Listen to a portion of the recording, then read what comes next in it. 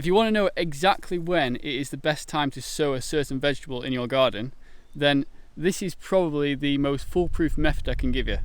And that is to sow that seed the year before in the autumn, and let nature show you the answer. So let nature choose the right time for that seed to germinate, and that'll be an indication of when you should choose to sow more of that same food the following year.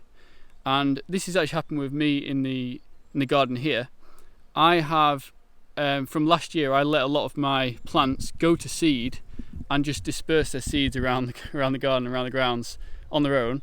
And aside from the seeds I actually harvested to sow this year as well, but I let them seeds just spread on the ground. And this spring, as I've come to sow the rows, sow certain annuals, seeds that I've just seen that have started to sprout have been beaten by the seeds that fell in the previous year. So what I mean by this is I've just sown some lettuces. This specific example I'm talking about now, I sowed some lettuces a few weeks ago, and the seeds have just germinated. I've got small little seedlings in the beds, but just to the side of them, actually in the pathway, which is quite amazing, there are lettuce plants that are already well past the seedling phase, and they're already turning into small plants.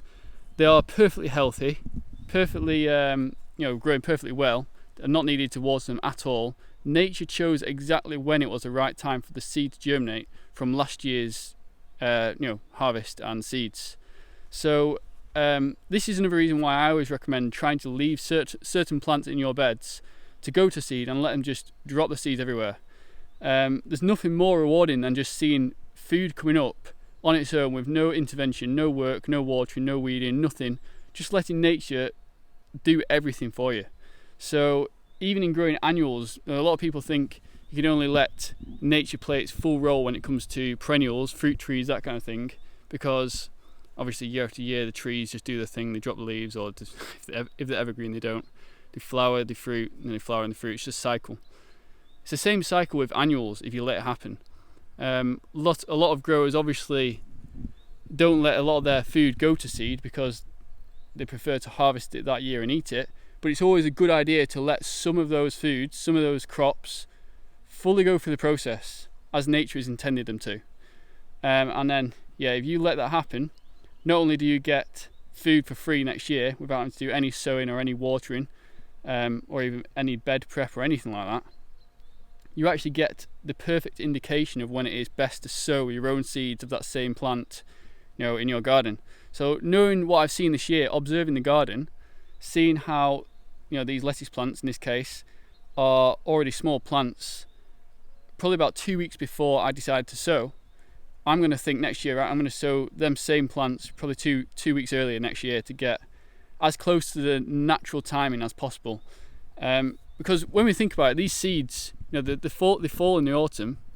They aren't stupid. There is intelligence behind it. There's intelligence of nature behind it. They will wait until it is the right time to germinate. They will wait for the cold period to pass. They'll wait for the soil to be warm enough, and they'll wait for enough water to get them started to naturally germinate. They'll just sit there dormant, waiting. And